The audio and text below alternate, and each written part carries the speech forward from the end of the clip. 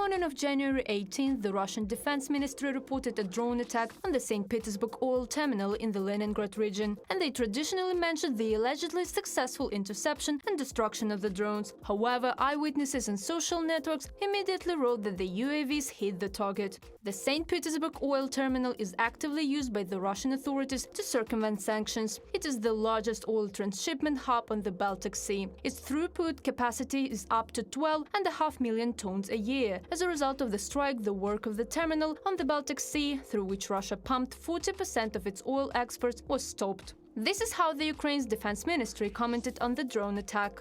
We traditionally neither confirm nor deny, but simply state there have been explosions in the Leningrad region before, but this time it is on a whole new level, both in terms of geography and means of destruction. And yes, there are reasons for the enemy to worry about their military facilities, which are stationed on the territory of St Petersburg and the Leningrad region, including the oil depot, which is actively used to circumvent sanctions and accordingly is used to supply and finance the troops of the invaders and the occupation army in Ukraine. These are valid and legitimate targets for this kind of incidents.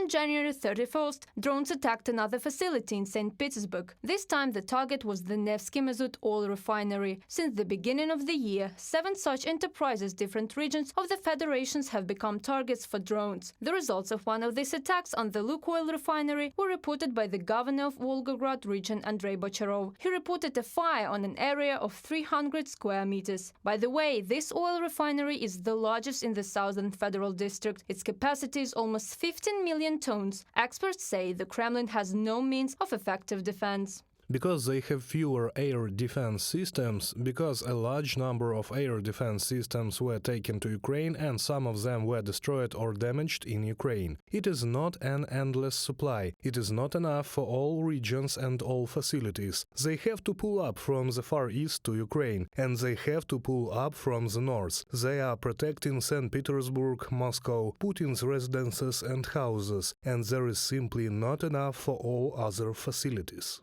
Another vivid example of vulnerability was the attempted assault by the Russian occupiers near the village of Novomykhailivka in Donetsk region. A column of armored vehicles was destroyed by Ukrainian drones. Putin was forced to admit that the Russian army is not protected from Ukrainian drones. Putin's February 2nd statement appears supportive of the Me bloggers' argument against self-censorship. Putin's statement suggests that there may be concern within the Russian military and political leadership about the Russian military's ability to adapt and restore maneuver to the battlefield, from the Institute for the Study of War. Ukraine plans to produce hundreds of thousands of drones of various types in 2024, Ukrainian Defense Minister Rustem Umerov said. The Wall Street Journal writes that Kyiv's plans is to produce 1 million drones in a year. The situation there is difficult. We cannot say that our drones dominate or Russian drones dominate. There are both our drones and Russian drones, but so far I see that Ukraine is really cool in developing these drone programs of the most diverse variety.